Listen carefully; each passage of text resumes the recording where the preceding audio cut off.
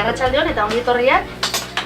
Gaurkoan hasiko hasiera emango diogu feminismoa bide lagun hiztun komunitatea indarberritzen pilulei, udaberriko pilulei. Eta gaur potente hasi nahi dugu, horretarako garaitugu Igurrez Isabel eta Lorea Agirre. Bai, hor batzuk emango dizkizu eta hasi baino lehen, interesgarrena berai kontatuko dutelako, bai? Baina, bueno, hitzaldi hauen edo ziklo honen ideia edo jakin aldizkaretik hartu genuen zenbaki honetatik. Eta, interesgarra ikusten gai hori jorratzea, bai. Gaur hasi eta datozen bi astelenetan saioak izango ditugu, hurrengoan ere hitzaldia izanen dugu. Jon Hernández García eta Jaime Altuna Ramirez arituko zaizkigu, hizkuntza neutrorik euskara generoaz ere. Eta gero, hurrengo astelenean, martxoaren 26an, ibilaldia egingo dugu Iruñan barna, Iruña emakumeen hiria izenburuarekin, bai? Gero hemen ikusiko dituzue, emakumea eta euskalgintzaren inguruko liburu batzuk, hor ere txoko bat egin dugu, informazioa eta bibliografia ezagutu nahi baduzue, bertan aurkituko duzue hainbat liburu, eta besterik gabe gaurkoari helduko diogu. Igurrez Isabel eta Lorea Agirre aske ezagunak dira, amankomunean gauza asko dituzte, emakumeak dira, behasaindarrak, kazetariak, antropologak, eta Idurre Euskal Herriko Unibertsitateko irakaslea, eta Lorea Agirre jakin aldizkariko zuzendaria. Biek urtea daramazkite Euskal Herrian barna, feminismoa eta euskara lantzen, bi arlo horien arteko harremana eta goi guztiek ematen aldiguten irakaspenez, eta, zuen ahitza. Eskerrik asko eta zuri. Zuri eskerrik asko eta zuri eskerrik asko. Eta lehendabizi barkamenak eskatu, despiste bat eduki dugu gure artean, normalean oso nada bat baino gehiago izatea, norbera baino gehiago izatea, baina elkar delegatu dugu PowerPointa pintxoa ekartzeko ardura eta inorkeztu bere gain hartu kasu honetan, eta azken momentuan ibili behar izan dugu, nola edo ala berreskuratze ahalegina egiten. Arratsaldeon. Lehenik eta behin, eskerrik asko, gonbidapenagatik, beti da plazer bat, Iruñara bueltatzea. Gu gaur, egia esan, ez da diapositiba oso ikusten, ezin da igual, ez? Ez da sartzen. Moiture ezin da. Tarteka moitu, ez, baina hau bera, irudi osoa, ez? Berdin dio, ez da importante. Guk gaur hitz egingo dugu pixka bat euskalgintza eta feminismoa ren arteko uztarketaz edo. Eta hitzaldi azpian jartzen dugun bezala, gure hipotesi bat edo gure desideratun bat edo gure diskursoaren da praktikaren helburu bat. Dala bidaikidetza oparo posible bat pentsatzea eta praktikan aurrera eramatea.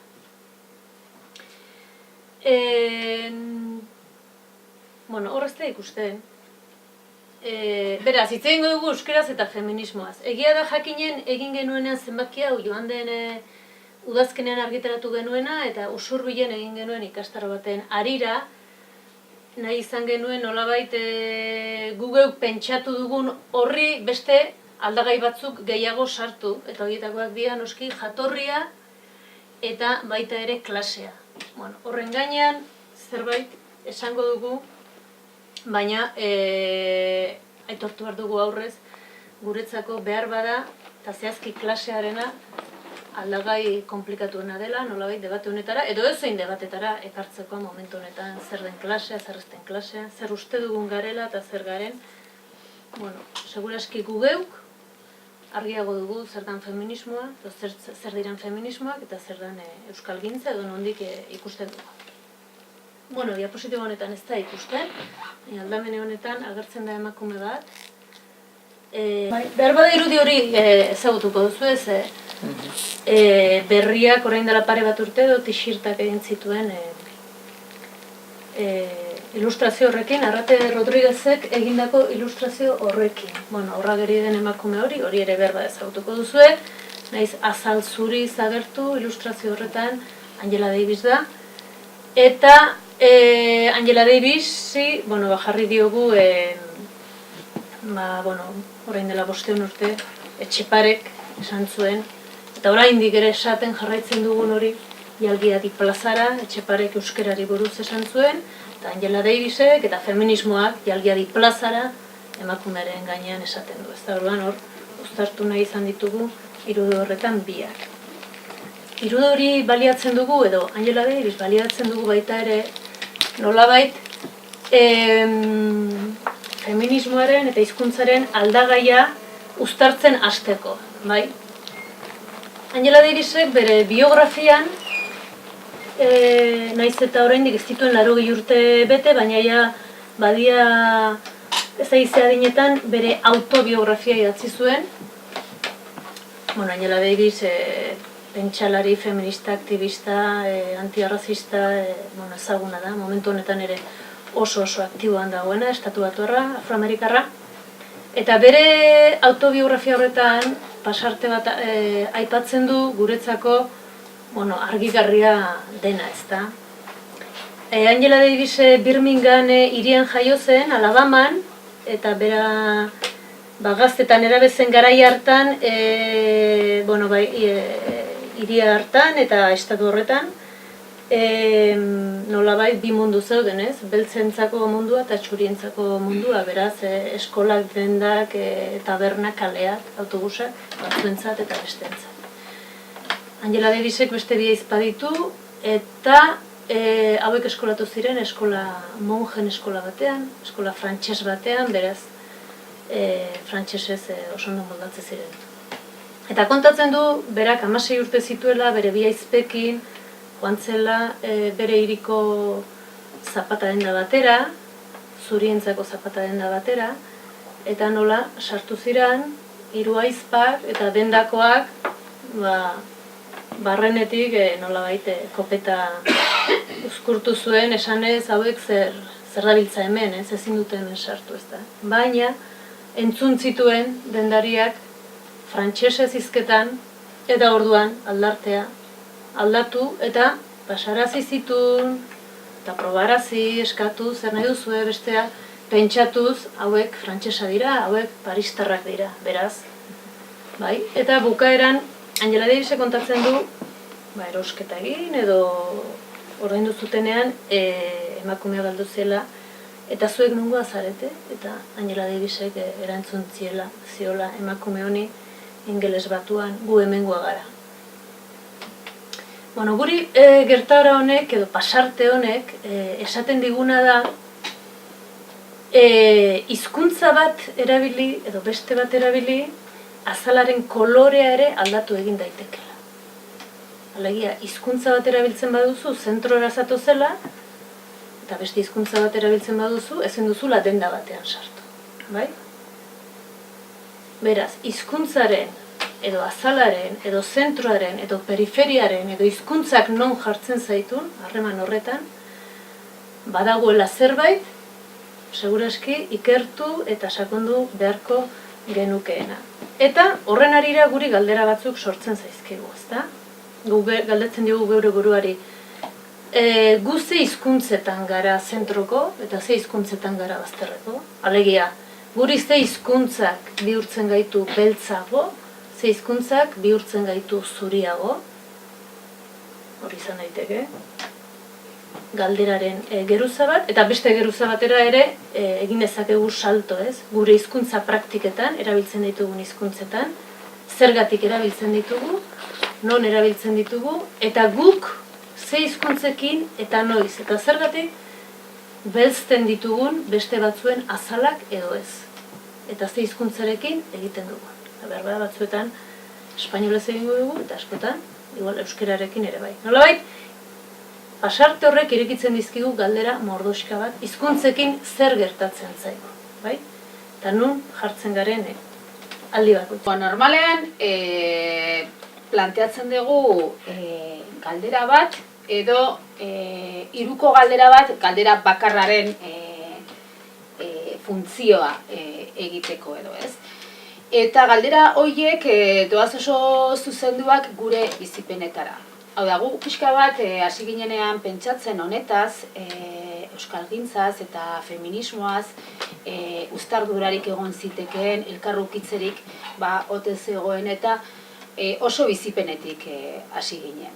Lorea eta biok nolabait gure bizi jardun handienetakoa euskalgintzaren inguruan egin dugu. Hor dago gure izatearen parte bat, bai, praktikak egiten gaituenez, eta era berean feminismoarekin ere aspaldidanik badugu harremana. Hor dago beste bizi jardueretako bat, ez? Baina une zehatz batera arte oso aparte bizi genituen bi jarduera horiek, ez? Baginen feministak eta baginen euskalgintzako kide, baina ez genuen gorputz berean bizi genituen, baina burmuina ezker da eskuin zatietan banatuta edo, ez? Sinapsirik egin gabe. Eta halako batean, iritsi zitzaigun sinapsia egiteko momentua. Ez geuri, baizik eta beste batzui aditu genielako. Jakin genuen, nola Galizian ari ziren bi gaion uztarketarekin zerbait egiten, eta guk geuk hemen Mariluz Estebani entzun genion aurreneko aldiz, ezta? Eta hasi ginenean horren berri izaten, geure baitan ere gertatu zen gure bi hemisferioen batuketa hori, ezta? Eta batuketa hori egiterakoan gainera konturatu ginen oso bizipenetik bizi genituela bi gauzak. Eta nolabait, hasi ginenean hizketan, hontaz, irakurtzen, bat eta beste, geuri gertatutako gauzez ere bai, ez? Eta nolabait jabetu ginen biok, eduki genuela une bat, zeinetan ohartu ginen euskaldun ginela. Hau da, bagenuela ezaugarri bat, gure bizi jardunetan, beste jende askorekin partekatze ez genuena, edo nolabait, ez dut esango, berezi, igual gehiago bitxi eta batez ere bazterreko egiten gintuena. Eta era berean, egon zela gugan beste momentu bat, ohartu ginena, neska ginela, emakumezkoak ginela.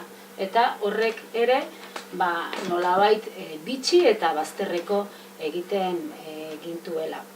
Interesgarria egin zitzaigun bizipen horren ohartzea, hau da, pertsona moduan gure biografietan momentu baten sentitzea, esperientzia hori eukitzea, errebelazio puntutxo bat edo, hemen badago zerbait, beste jende gehienarekin edo normalitatearekin partekatze ez dudana, ez? Esperientzia hori izan genuela. Eta nolabait, bazterrean kokatzen gintuen zerbaiten esperientzia. Eta interesgarria iruditzen zitzaigun, feminismoaren ikuspegitik ere, gure pentsatze prozesua hori hortik abiatzea, uste dugulako feminismoaren ekarpen ederrenetako bat dela, pertsonala politikoa dela, esatea horrek esan nahi duen guztiarekin. Hau da, gure eguneroko jardun guztietan, baita hemen egiten ari garen honetan ere, hartzen ari garen posturetan, edo elkarri ematen izkiogun begiradetan ere, zerbait politikoa dagoela adibidez, eta baita ere jakintza eta ezagutza hortik abiatzen dela. Eta nahi genion gainera balioa eman, guk egin nahi genuen ekarpenari intuizioaren eta bizipenaren ezagutza aitortzetik.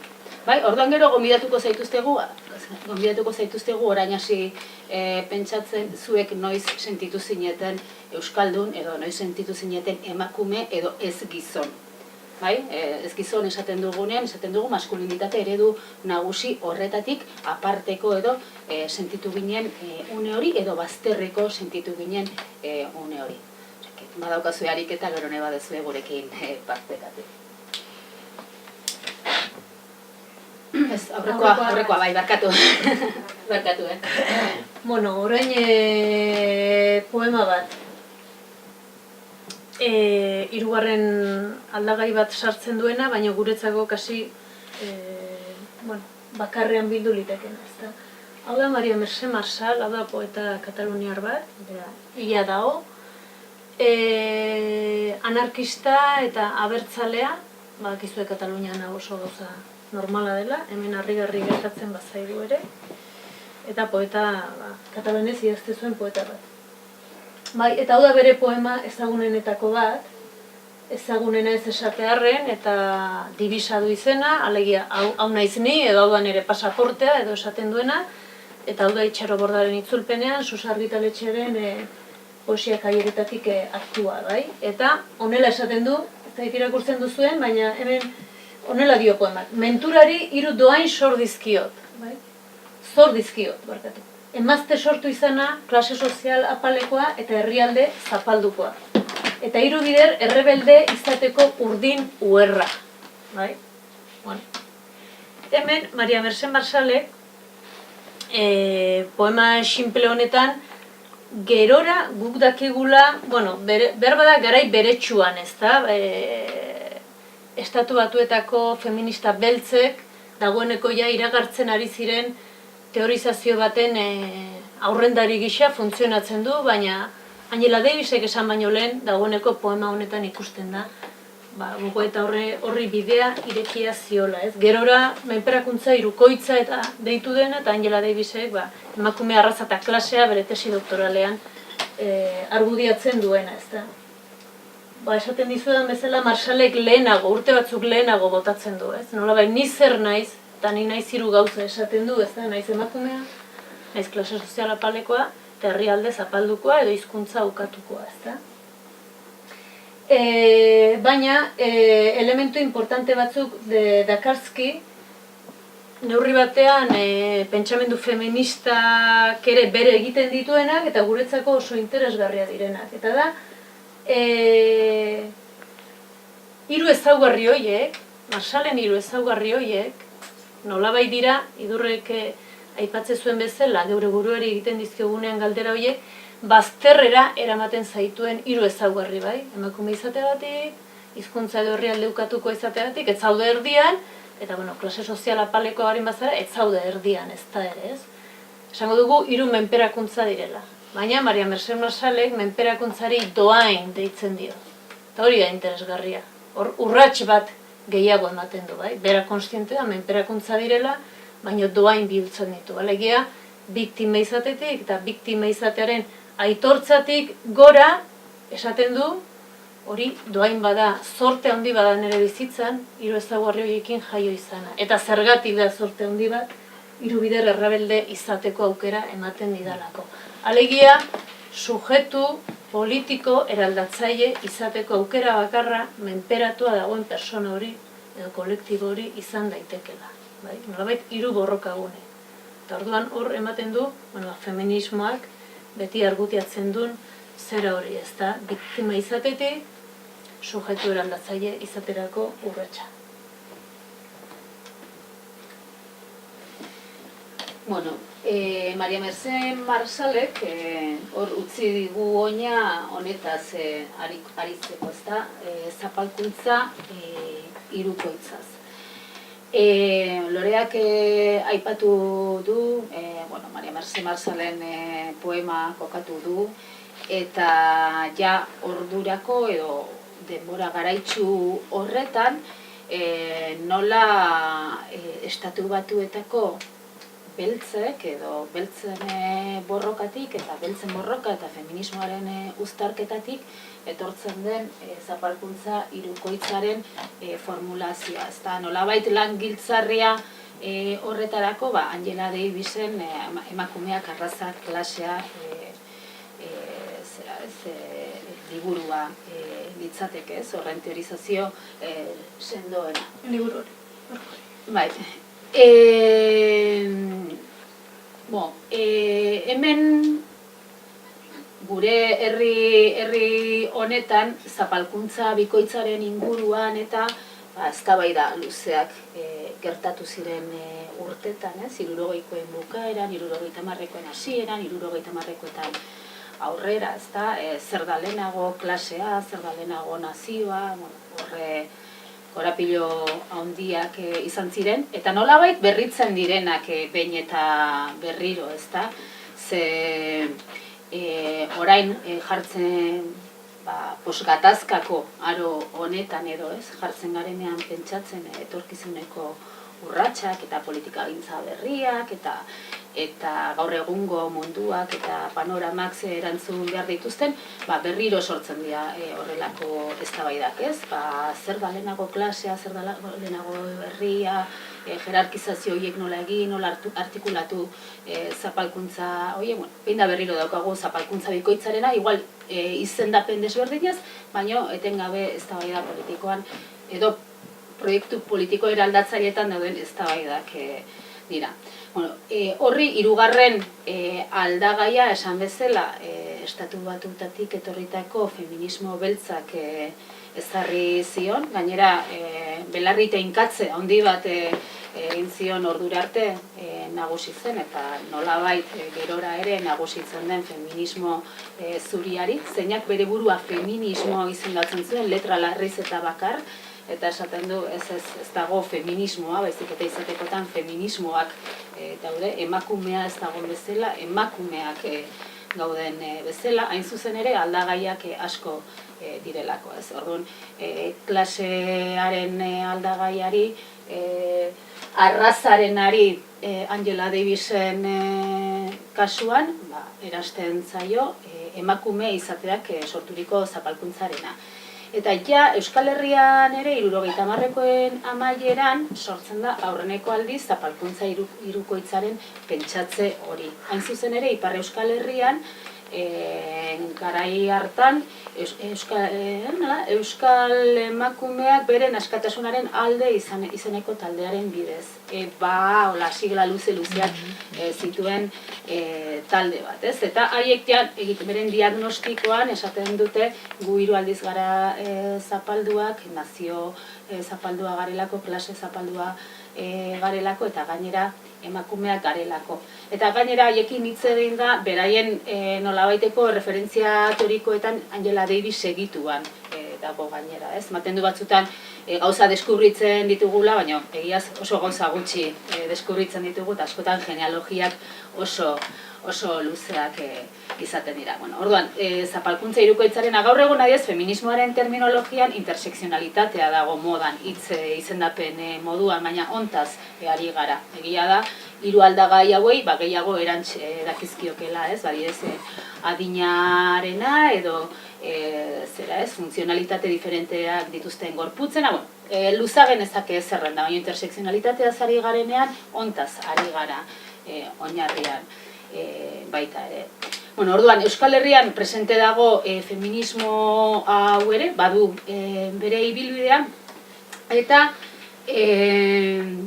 nolabait uste dugu berreskuratzeko moduko tradizio bat dela, edo pentsamentu modu bat dela, eta gaur egungo arazoei ere, gaur egun sortzen zizkigun problematikei ere, oso ondo erantzun dakiekela.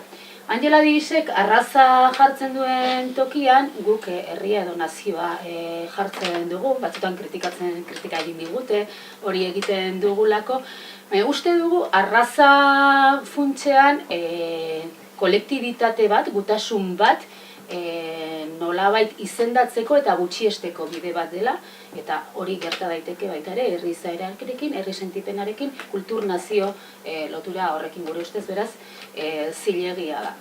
Eta, esan dudan bezala, tradizio hori badugu gurean, interesgarria iruditzen zaigu berreskuratzea, baina egia da, garai hartan, nahiz eta nazioa erdigunera ekarri zuten feminismo horretan, hizkuntzari behar bada ez ziotela behar besteko garrantziarik eman. Eta guk esaten dugunean nazioa edo herria, esaten dugu hizkuntza dela horren erdigunea.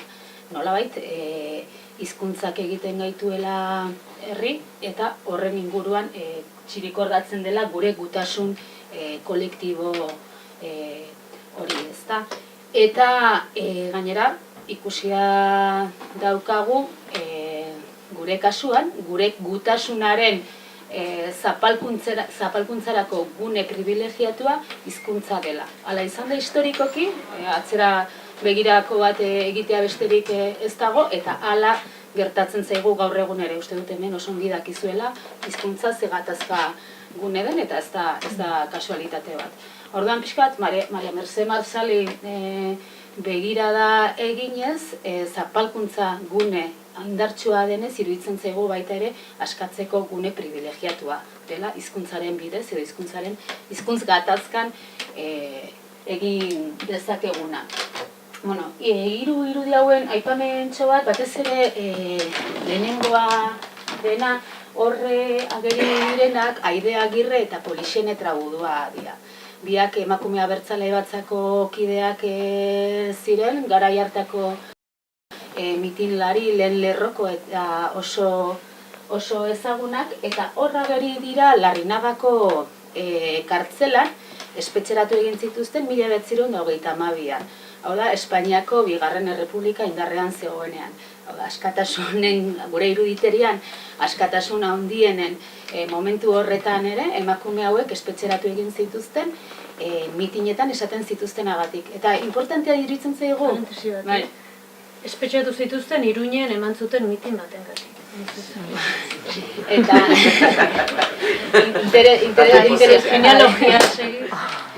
interesgarria iruditzen zaigu, ez hizkuntzaren garrantzia nolabait adierazgarria iruditzen zaigulako, hain zuzen ere, emakumea abertzale batza edo nolabait EAJaren imaginario horretan edo praxi politiko horretan emakumei eman zitzaien rola, batez ere emakume abertzale batzari hizkuntzaren gordailu izatea izan zen, ez? Orduan, zergatik espetxeratzen dituzten ere interesgarria da. Bueno, eta gero beste hor erdian agertzen direnak 70ko feminista iparraldeko hoiek, oraindik segitzen dutenak hor feminista izaten eta borrokan eta kalean Bonero eta Angela Davis.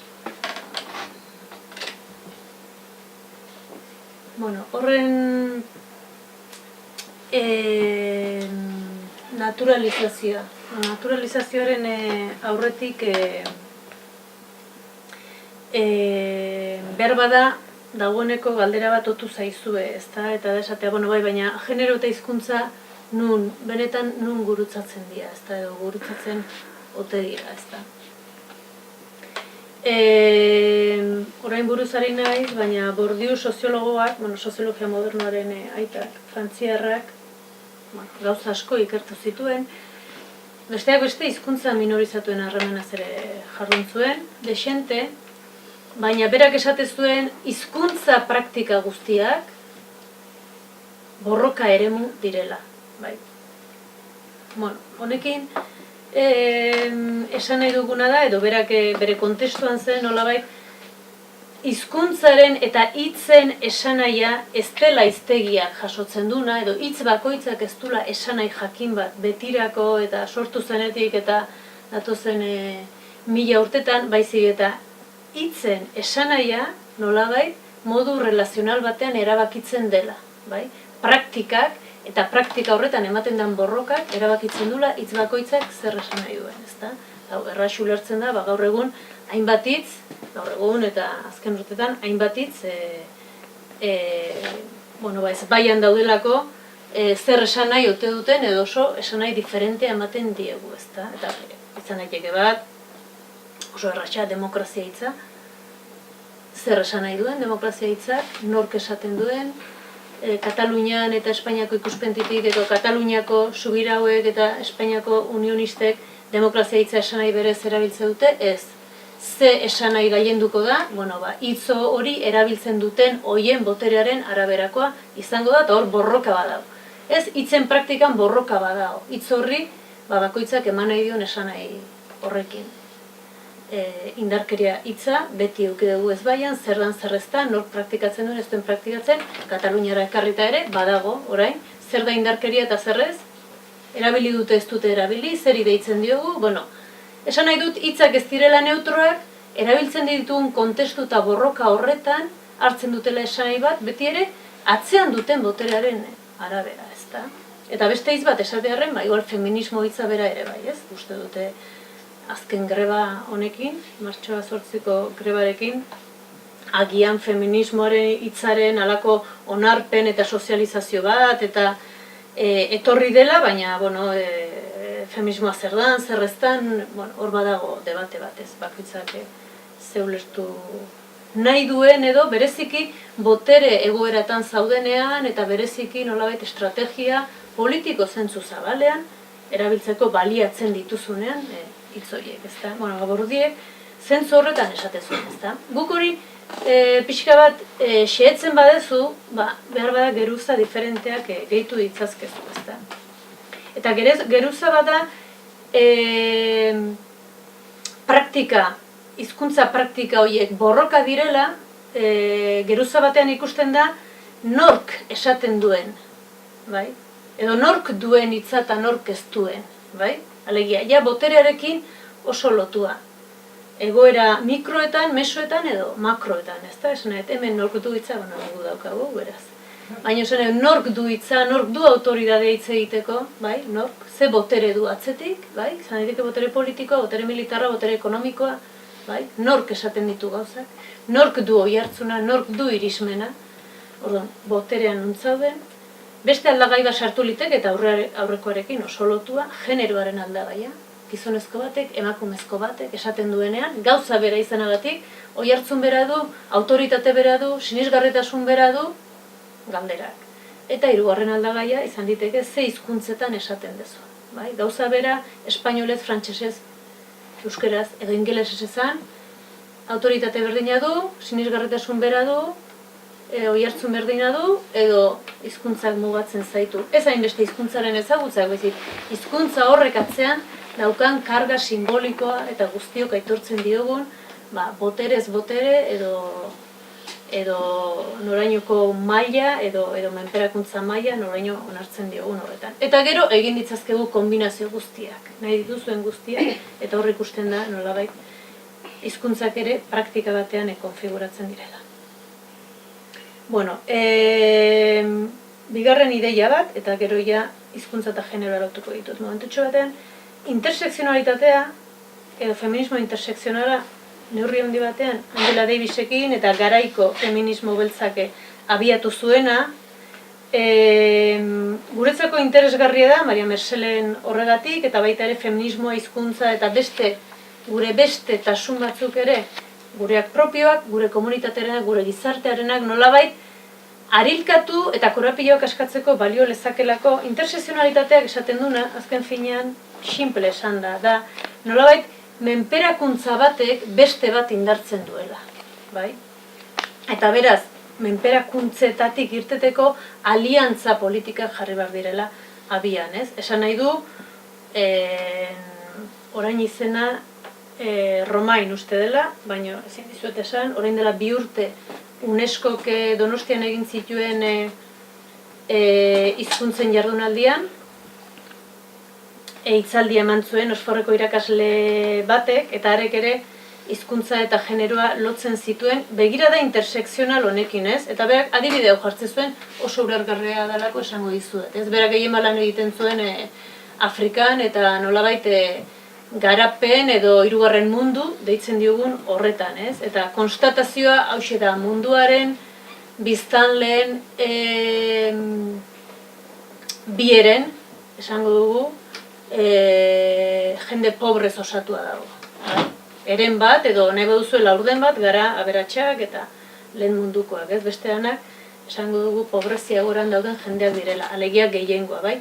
Eta pobre dian gehiengo hoien artean pobreenak 180 batean edo emakumeak dira, bai?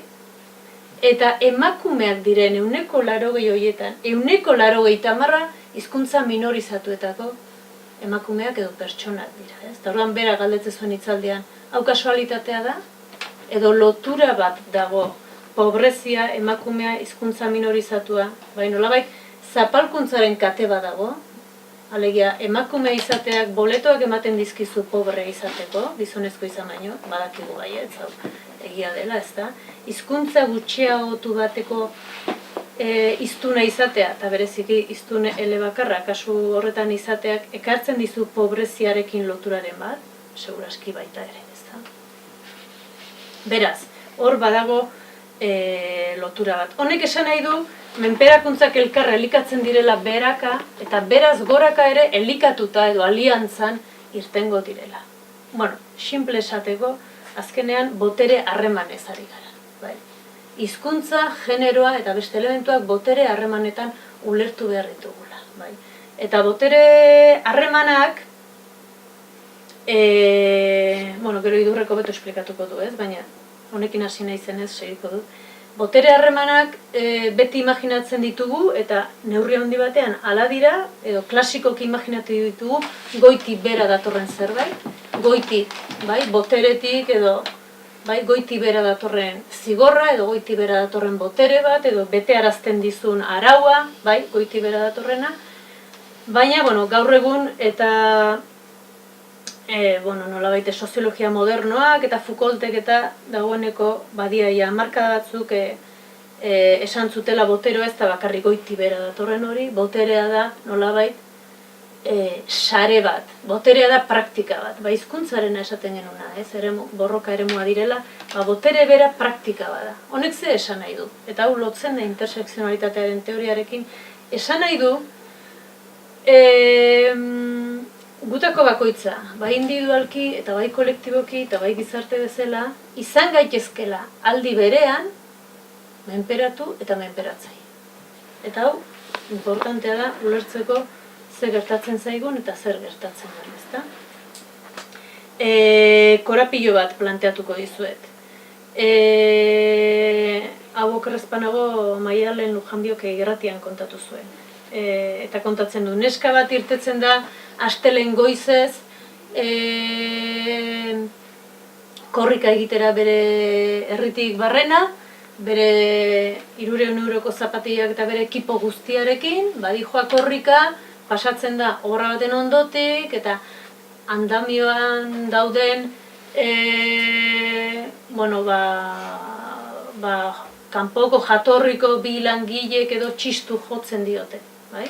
Eta hori da, 10 segundutan gertatzen den eszena bat, eta orduan galdera da, eszena horretan zer gertatu da, zenbat korapilo gertatu dira, eta zenbat menperatzaile eta zenbat menperatu daude. Eta nor da nor, bai? Eta orduan,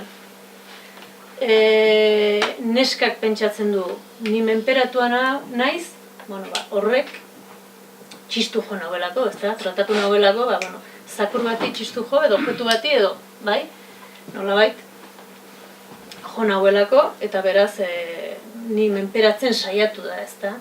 Beste alde batetik, neska horre pentsalezake, bai, zu menperatzen saiatu zara ni, baina ni astelen goizez, nire ekipazoekin, korrikan nabil, eta zu andamio puntan zaude, behar bada paperik gabe, bai? Eta behar bada prekaritate absolutuan. Beraz, sozialki, sozioekonomikoki, neska hori dago, andamioan dagoen gizon horren gainetik, ez da? Menperatzailea eta menperatua, ez? Eta hirugarren aldarria sartzen badugu, espainolez edo, ez da gizerre esan diola, hizkuntzaren aldarria dago, ez? Linguistikoki nor dago, noren gainetik, ez da? Segun ze hizkuntzatan egiten zuen. Hori da, korapilo bat, adibide bat, esateko, egunerokotasuneko praktika, botere praktika horietan, nolabait askatu edo korapilatuko ditugula gehiago gure gizartearen elkarbizitza elementuak.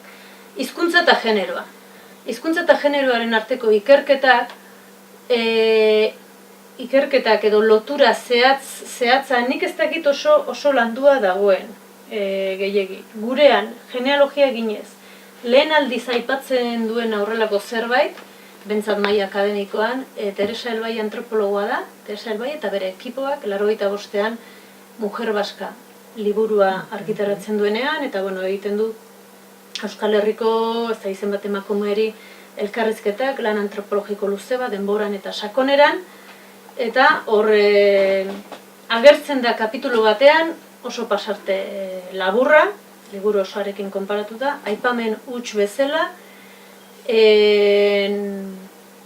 nolabait gerora, gaur egun, dagoeneko ja badira 2 edo 3 urte, Eluiarrere hasi da gauza hauek ikertzen eta horrela, baina esaten duna.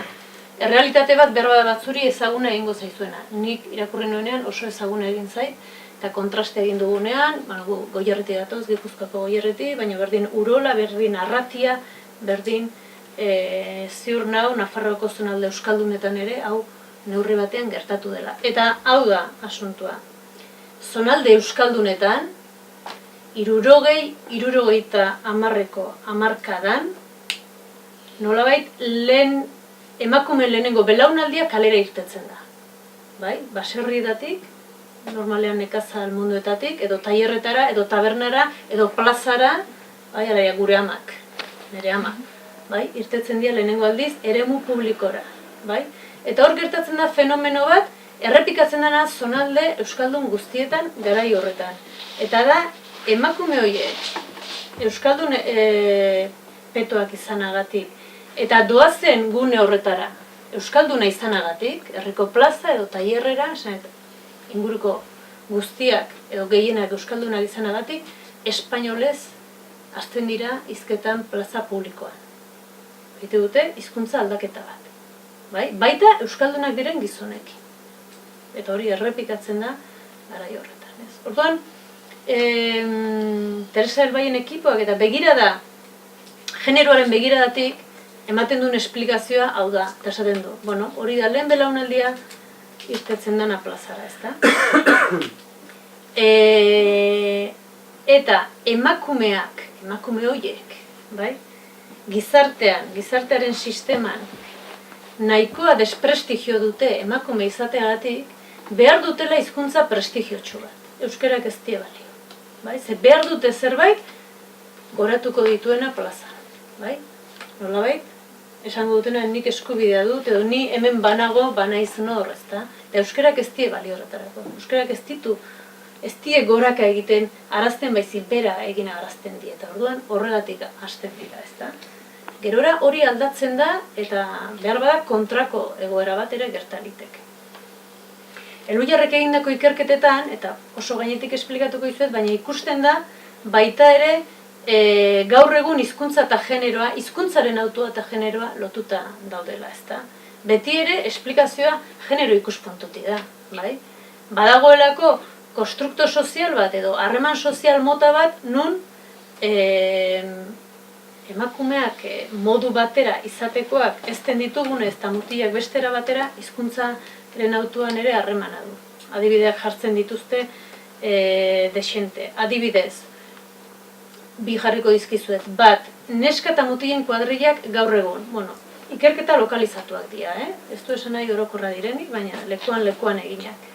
Neske kuadriletan hizkuntzari edozein izan, frantsesa, espainola, euskera, askoz fidelagoak dira, edo gutxiago aldatze dute hizkuntza mutil kuadrilek baino. Bueno, genero begiradatik ez da esplikazio topatzen zaio honek. Bueno, neskak nolabait nesken kuadriak itxiagoak dira, praktika sozialetan eta mutilenak irekiagoak. Mutilak ezten ditugu irekiago izateko, askatasun gehiagoz funtzionatzeko plaza publikoan eta kalean, harremanetan gehiago sartzen dira, beraz, hizkuntzarekiko jarrera ere askeagoa dute. Eta neskak itxiagoa dira, nolabait neurri batean gizartearen sistema, bueno, beste elementu bada, baina gizartearen arauak bete arazteko, nolabaiteko mandatu simboliko eta ez esan bat dute, eta orduan araua gordetzearen aldekoagoa dira eta hizkuntzarekiko fidelagoak. Beste elementu bada, amak transmititzen duen hizkuntzarekiko nerabeak fidelagoak dira, edozein izan hizkuntza hori. Amak transmititzen duen hizkuntzarekiko fidelagoak dira. Bueno, honen esplikazioa da, baita ere genero begirada sozial batetik, ez? Bueno, neurri handi batean, amaren hizkuntzan, edozein dela ere, ezten direlako, edo amaren hizkuntzarekin abiatzen direlako hizkuntzaren mundura ume horiek, ezta. Ez, berezik, alegia, neurri handi batean amek ezten dituztelako, lehen urtetan bereziki, aurrak, ezta. Eta orduan, hizkuntza horrekiko lotura estuago dute, bai? Horrek ez du esan nahi gizonek eziko balituzte, behar bada, aita hizkuntza esaten dan, esate eztan, horretan izango liake fidelagoak. Beha, badago hor lotura bat, generoaren eta hizkuntzaren artean. Berriro boterera itzuliko gara pixka bat. Loreak aipatu du, ez? Boterea sare konplexu gisa irudikatzeko ideia hori, eta uste du baina oso kontuan hartzekoa dela bai hizkuntz gatazkarekin, bai sexu genero sisteman eta orokorrean nolabait jendarte justu bat egingo badugu, ez? Boterearen ikuspegi hori izatea. Baina hori esanik ere egia da badagola beti nagusitzen den botere modu bat, ezta? Eta gainera normalean boterea pentsatzen dugunean, batez ere termino politikoetan horretan pentsatzen dugu. Oda, pentsatzeak sarean eta konplexutasunean ez du esan nahi ekuaziotik hori kendu behar dugunik. Ze hori ere egia da eta hori ere bizipena da. Eta horren menpe bizi gara ia guztiok, ezta? Eta botere hori irudikatzen dugunean, normalean irudikatzen dugu baita ere indartsu, bortxa erabiliz eta zapalkuntza, bortxaren bidez ejerzituz etengabe. Hau da, borra handi batekin etengabe jendea zigortzen. Eta hori ere egia da. Ikusten dugu behin da berriro, esate baterako Kataluniako adibidea, gure memoria hurbilekoan oso grafikoa izan daiteke horretarako, ez? Hainbestetan entzun den esaldi hori, ez? Indarkeriarik gabe dena posible da zera hori, nola desmontatzen den, beste indarkeria ejerzizio handi baten bitartez, eta gainera nolako efektu psikosoziala duen horrek, ezta? Orduan, indarraren erabilera hori behar du botereak, teoria politikoan ere oso txertatuta dago hori, ez? Estatuaren definizioan berean dago indarkeriaren monopolioa daukan erakunde hori dela, baina hori ez da aski hainbeste jendek obeditzeko eta hainbeste jende bizitzeko egunero eta hainbeste urtez eta hainbeste tokitan nolabait berak nahiko lukenaren edo amestuko luken edo egin nahiko lukenaren kontrara, ezta? Orduan badago beste botere modu bat, askoz ere sutilagoa, baina era berean askoz ere eraginkorragoa da, ez? Eta da geure bidez, ez? Nolabait ideia Foucaultiar hortara berritzuliz, ez? Boterea geure gorputzetan eginez edo geu izanez, ez? Eta horretarako badago mekanismo bat, feminismoak oso ondo deseraiki duena edo biluzarazi, eta da naturalizazioaren mekanismoa, ez? Horregatik, guri gustatzen zaigu esaldi hau, gero esplikatu sakonduko dut gehiago naturalizazioan, baina gure eslogan bezala asko gustatzen zaigu, ez? Eta da, naturalizazioa suntsipen handiko arma bat dela, mendebaldeko gizon zuri hetero arrakastatsu eta hizkuntza hegemoniko bateko hiztun ez den guztiarentzat. Bai? Eta, klaro, hori irakurrita, hasten bagara pentsatzen nor den eta nor ez den mendebaldeko gizon zuri hetero arrakastatsu hizkuntza hegemoniko bateko hiztuna, hau da, nor sartzen den gerruntze horretan, egia esan oso jende gutxirekin geratzen gara, ezta? Pixka bat, naturalizazioa hobeto pentsatzeko edo hobeto ulertzeko. Esan dut, feminismoak naturalizazioaren ideia asko landu duela, asko erabiltzen duela, eta oso ona da gainea ulertzeko gure sexu genero sistema, gizon eta emakume izateak, edo ez gizon izateak sortzen digun zapalkuntza eta menpekotasunak ulertzeko, ezta?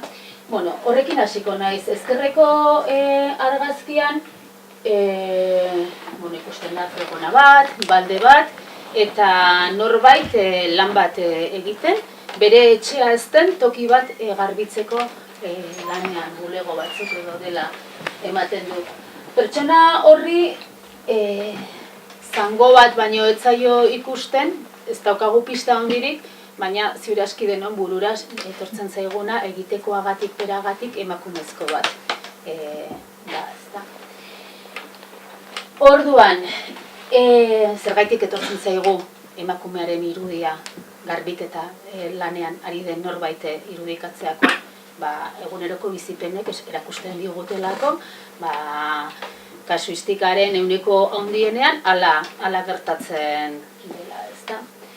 Eta zergatik ote da, emakumeon txip genetikoetan dagoelako fregonarekiko atxikimendua, baldeak hobeto garraiatzen ditugulako, denok dakigu ez dara ala, ez?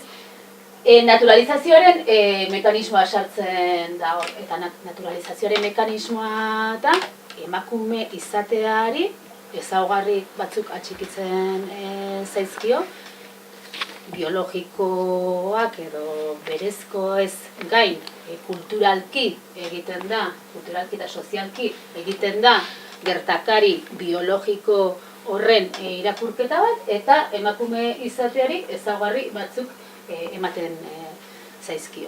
Adibidez, zaintzarako gaitasun berezi bat edukitzea, etxerako joera bat, deno dakigu feminitateari gaur eta hemen ze ezaugarri lotzen zaizkion, ezta? Eta ezaugarri horiek ematen zaizkion ez emakumeari, horien araberako funtzioak betetzen ditu jendartean. Eta jendarteko botere sarean, funtzio horiek betetzen dituenak, botere posizio horietan, subalternitate egoera bat jasotzen du. Norbaitek esan dezake, egoerak asko aldatu direla arlo honetan, eta gaur egun emakumeak gizonak aina ateratzen garela lanetik aparteko enpleguetara, etxeko ez aparteko enpleguetara. Baina gero bagoaz estatistiketara, eta adibidez haurzaintzarako exedentziak 80%an emakumeek hartzen dituzte.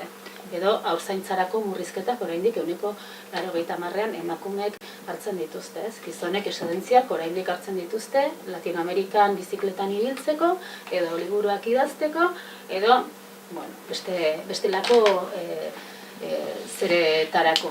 Eta txisteaz aparte, ez leukake ezer txarrik, inor zaintzeko exedentziarik hartzerik, edo enplegua usterik, baldin eta horren ifrentzua ez balitz, gero horrek zure bizitza, zure nahierara antolatzeko aukerak murrizten dizkizula.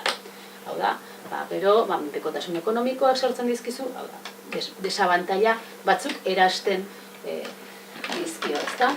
Orduan, naturalizazio bat hor badaukagu. Guk esaten duguna da, eta igual hau gehiago kostatzen zaigu ikustea,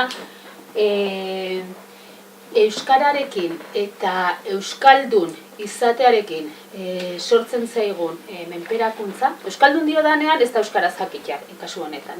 Euskaldun izateak euskaraz bizitzearekin parekatzen dugu. Zer sortzen zaigu batzutan, beste eztabaida mota bat, ez da gauza bera hizkuntzaren jabe izatea eta zure autua izatea, euskaraz bizitzea eta euskaraz ardaztea zure burua. Hor sortzen da desabantaila.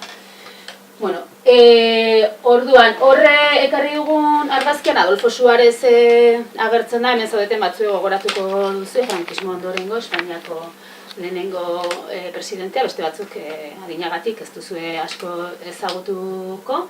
Baina 1978an edo egin zuen adierazpen bat, hor ez da ondo irakurtzen, baina momentuan oso asaldadura handia sortu zuena eta gerora ere askotan aipatu dena. Eta da, esan zuen, euskarak ez zuela balio fisika kuantikoa erakusteko, fisika kuantikoan aritzeko, ezta?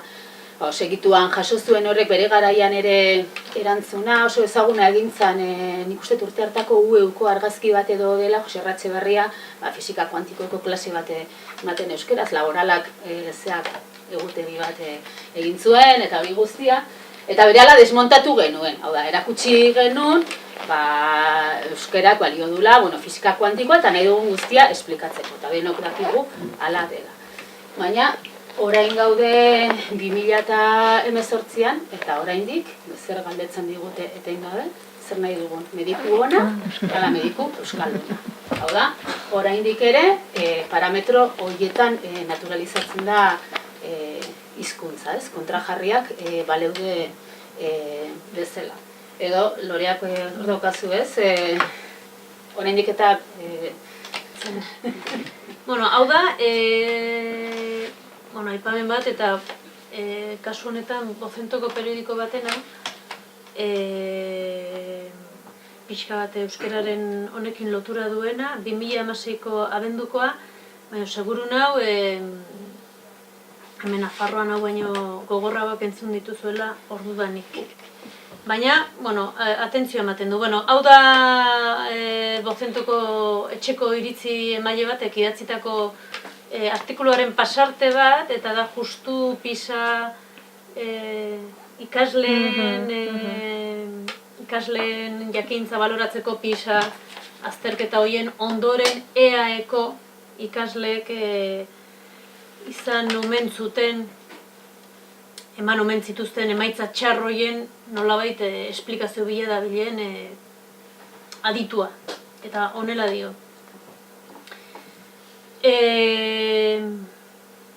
Barkau.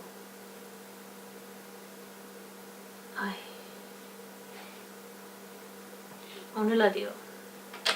El respeto al euskera es sagrado y su defensa inexcusable. En eso estoy totalmente de acuerdo.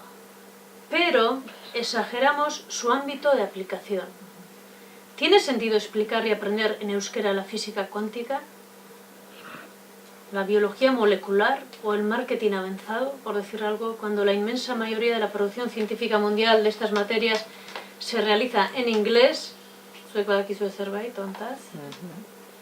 Y cuando es evidente que quien quiera dedicarse profesionalmente a ellas deberá expresarse perfectamente en inglés, alegia, PISaren emaitza txarrak euskararen irakaskuntzaren edo euskara gehiegi, ikasgai gehiegitara edo guztietara zabaldu izanaren ondorio da, ez da hori, gaur egun. Eta hemen horrelakoak eta gehiago idatzi irakurriko zenituzten, ez da.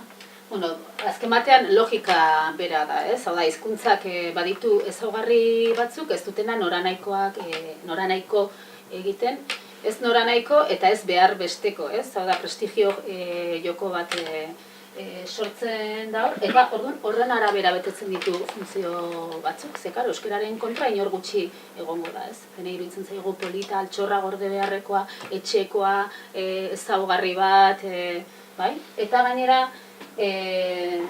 nolabait, emakumei eta hizkuntzari hizkuntza gutxituei normalean atxikitzen zaizkien ezaugarriak oso paraleloak dira, ez? Nolabait, emozioarekin lotuta egotea, intuizioarekin, etxearekin, zaintzarekin, goxotasunarekin, ez? Sutondo epelekin eta alakoekin, basarekin inkluso, baina nolabait beti arrazionalitatetik eta unibertsaletik aldentuta, ez? Beti partikularitatean eta beti bitxiktasunean ezarrita. Eta esate baterako, azken boladan, ez dakiz egitu duzuen, baina euskera batuaren inguruan, zera nola da, Martínez, jokalari ondarrutar horren agiriaren harira sortu den polemika horretan guztian, nik uste badaudela honen guztiaren zantzuak, ez? Azkenean, zertarako nahi dugun hizkuntza hori da oinarrizko galdera, ez? Polemika horretan guztian sortzen dena, ez? Eta geu erortzen gara askotan naturalizazio horren trampan behin eta berriro.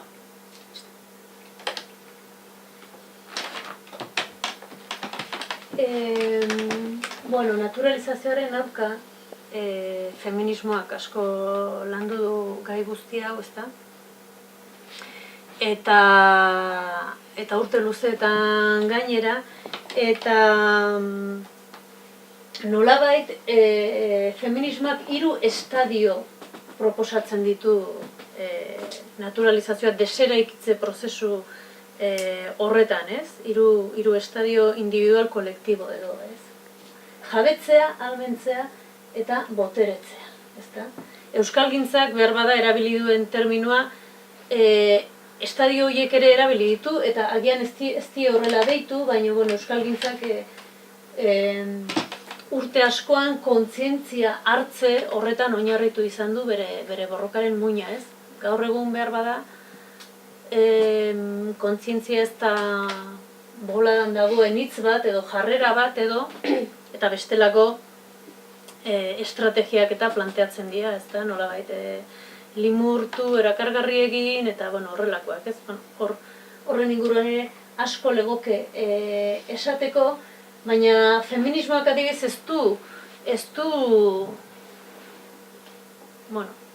nik esango nuke ez, igual norbatik esango bai, feminismoak ez du sekula limurtzearen, sekula baina ez da indarrean egon bentsat limurtzearen, erakargarri izatearen diskurso hori, ez? Nolabait batzuetan diskurso horrek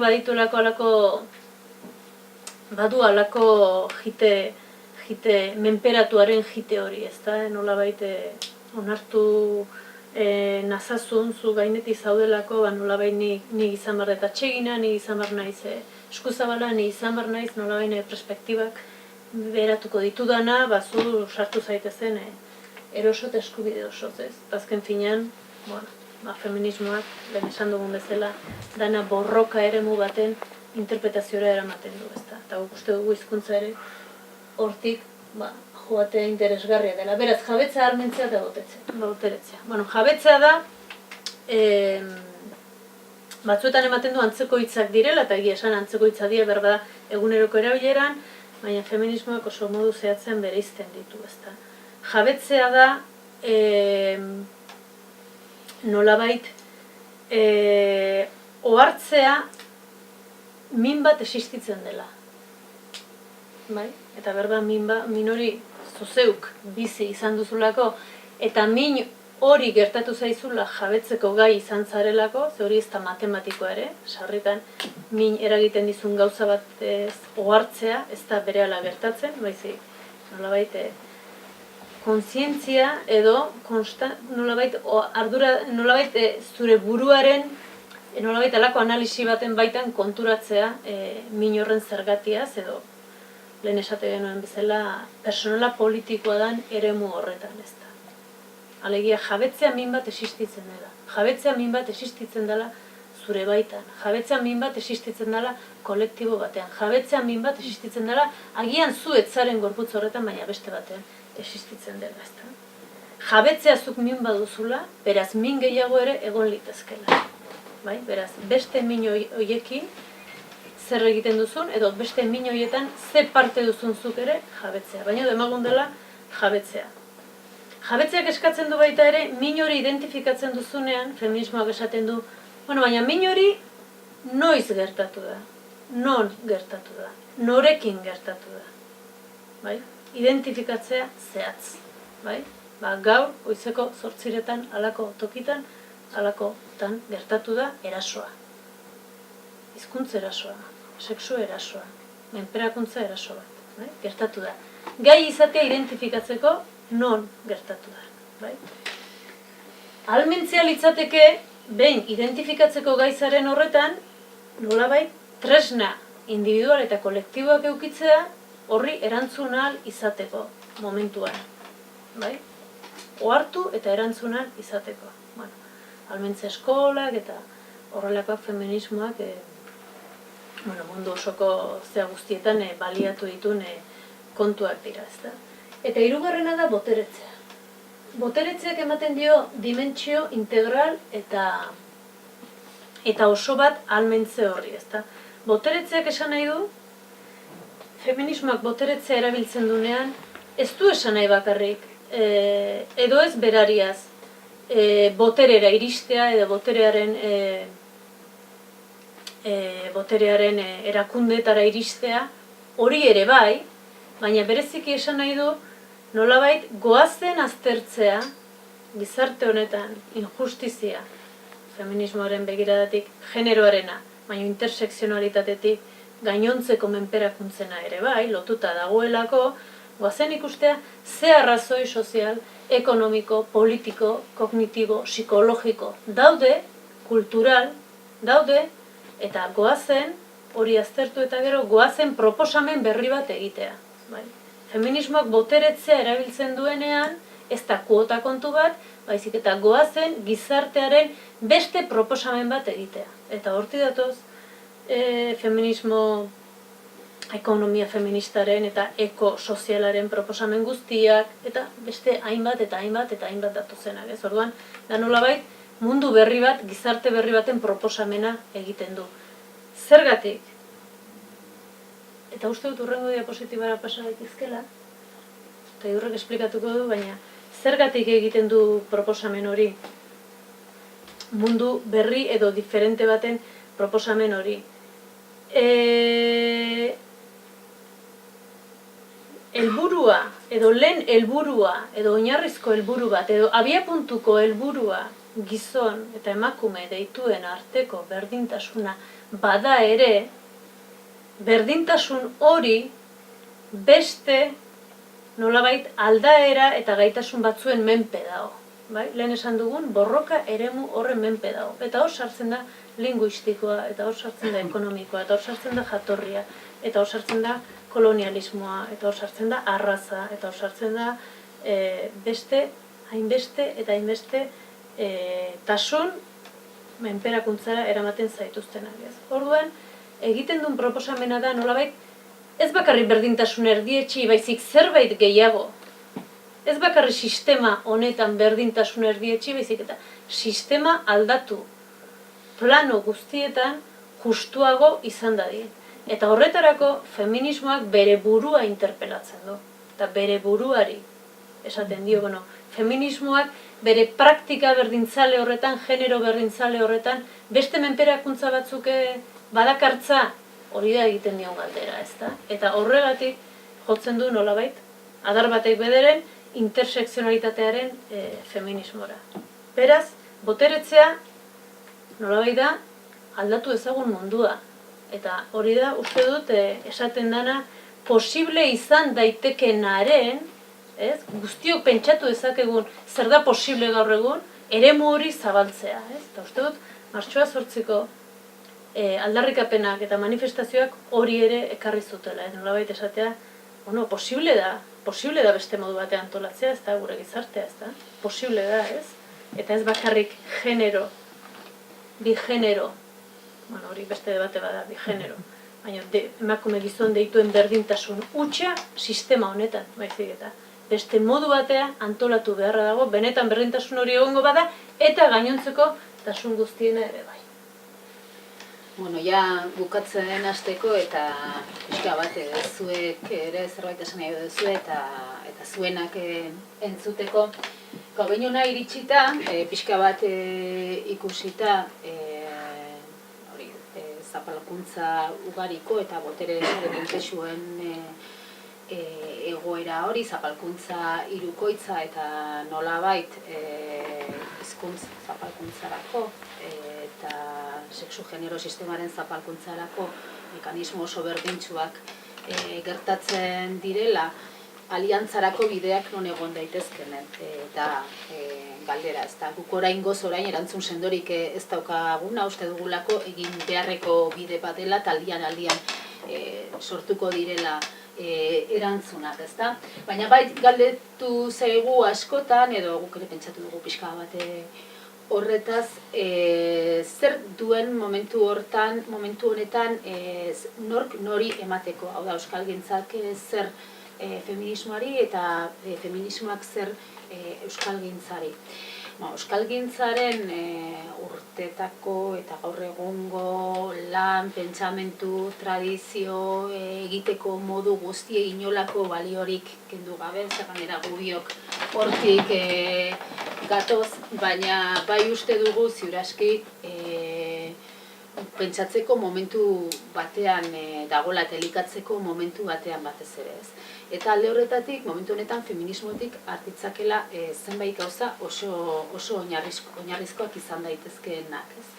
Eta uste dugu hau badela bat. Eta da nolabait feminismoak zerbaitetan asmatu badu ongi eta batez ere gure garaiko 2018 honetako bizipen, bizi praktika eta subjetibitateetara egokitzeko eta identitate auzi bat dena, hau da, lekutako bakoitzak, individuo bakoitzak bere burua eraikitzearekin zerikusia duena eta gainea identitate kolektibo zehatz batekin, emakume izatearekin, ze emakume izatea nolabait esatera ninduan orain gutxi arte, baina uste dute orain ere badela partikularitate bat izateko modua da, unibertsala ez izateko, da identitate auzi bat da, lortu du nolabait demokraziaren eta justizia sozialaren eremuetara eramatea, ezta? Zer esan nahi dut honekin. Bueno, pues adibide grafiko bat jartzearren eta berriro pasa berri dugun martxoaren 8ra itzulita. Azkenean Rajoy ere paparrean zera ez? Las 8 morea jantzita ikusi dugu. Eta oso alde batetik gertadakiguke oso parregarria, gertadakiguke oso salagarria eta oso kritikagarria, esan dezakegu ez daukala inolako sinesgarritasunik eta horrekin ez goazela inora, baina bere burua behartua ikusi du hori egitera. Eta hori bada zerbaiten zantzua. Eta nik uste horren zantzua dela, ez? Nolabait, feminismoa edo feminismoaren aldarriak edo salatzen duen oinarrizko injustizia hori nolabait demokraziaren eta justizia sozialaren eztabaidaren erdigunetan badagoela. Gero oso zalantzagarria izango da, zenbateraino sakontasunez, zenbaterainoko egiaztagarritasunez, hori guztia zalantzan, baina egon badago.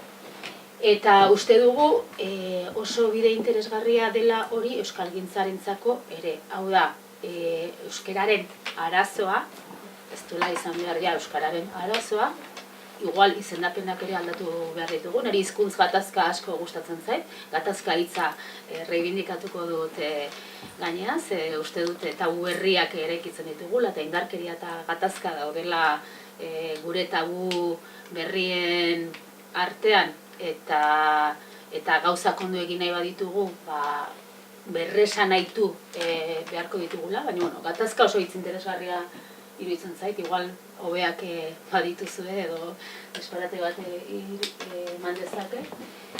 Baina nolabait bihurtzea euskararena eta euskaldunona den arazo hori guztiona, hau da, demokraziazko arazo bat eta justizia sozialeko arazo bat, ez?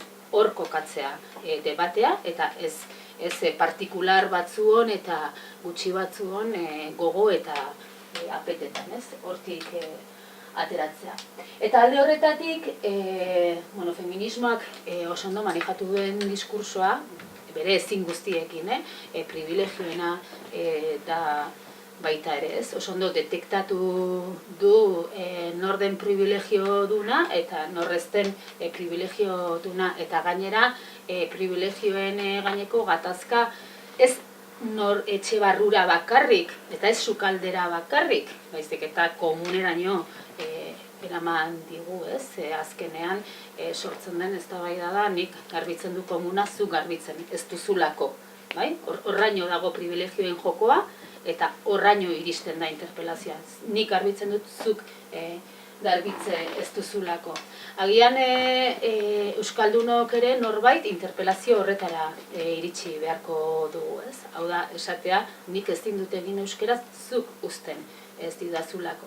Uste dut pixkanaka gainera ari garera horretara hurbiltzen, ezta? Esate baterako duela orain 3 urte egingo ditu laizter Lutxo Egiak Bilbon egin zuen berak performance esaten du, nik uste, kanpotik begiratuta, eta klaro, artistari ezin zaio esan bereaz dela performance bat, baina nire ustez hori baino esan nahi handiagoa izan zuen, ez? Hori Bilbon hilabete oso batez gaztelerarik erabili gabe bizitzeko apostuak, ez? Eta hor sortzen zen jokoak gero ireki duelako, esate baterako, Donostiako Egia auzoan gauza bera egitea, eta gero eta toki gehiagotan esango nuke Euskaraldiaren ideian ere hau dagoela, eta badagoela interpelazio hori, ez?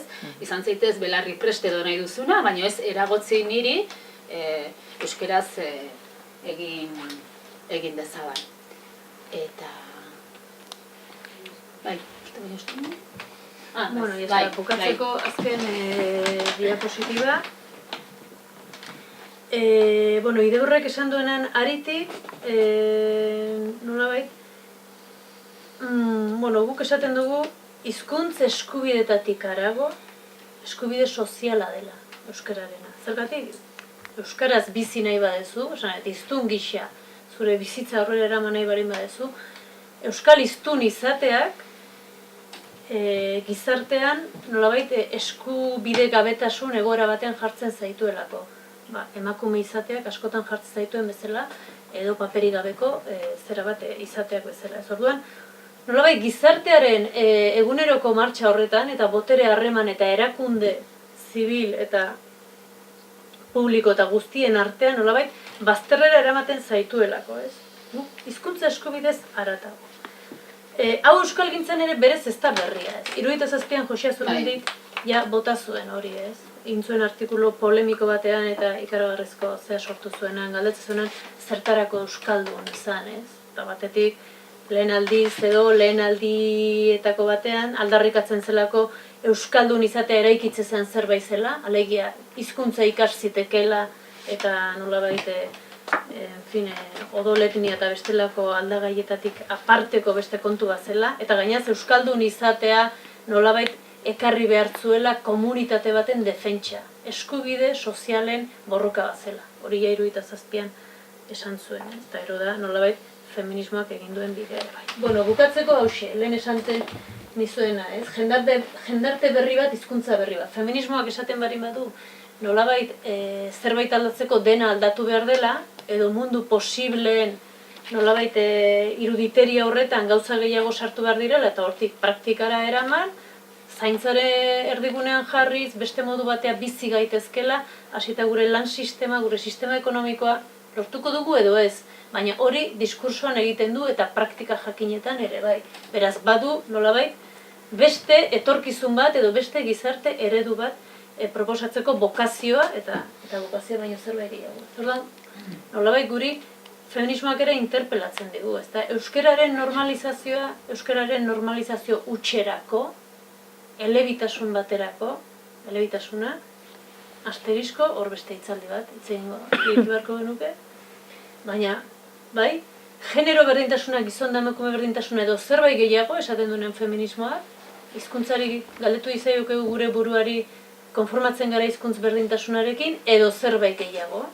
Euskarak balio lezake, balio beharko luke beste gizarte bat eratzeko, eta hemen ditugu 3 zita, ez? Autore Lorde, nagusiaren etxe ez dugu nagusiaren lanabesekin desegingo.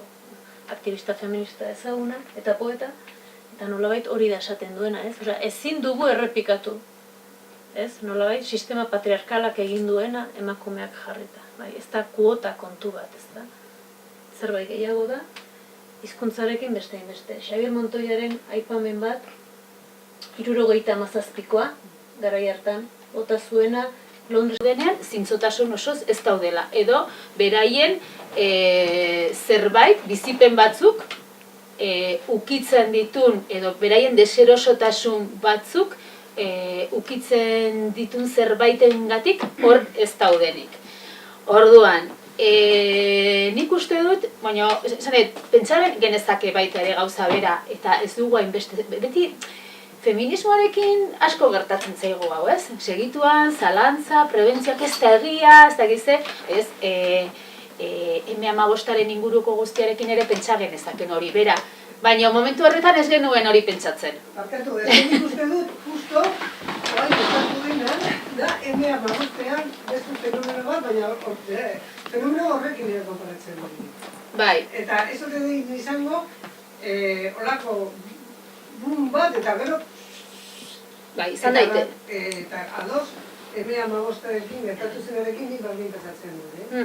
Ez, eta nik uste dut, esan nahi, ez dut uste, martxoaren 9an, gure jendartea, martxoaren 8 baino feministagoa zenik. Igual pixkat bai, esan nahi dut, olakoek askotan ematen dizkigute pentsatzeko elementuak, gure, partekatzen ditugu gauzak baita ere, nik uste dut 18 honen aurreko prozesu guztiaren interesgarriena nire inguruan ikusi detena, arlo desberdinetan izan da, eztabaida asko egon.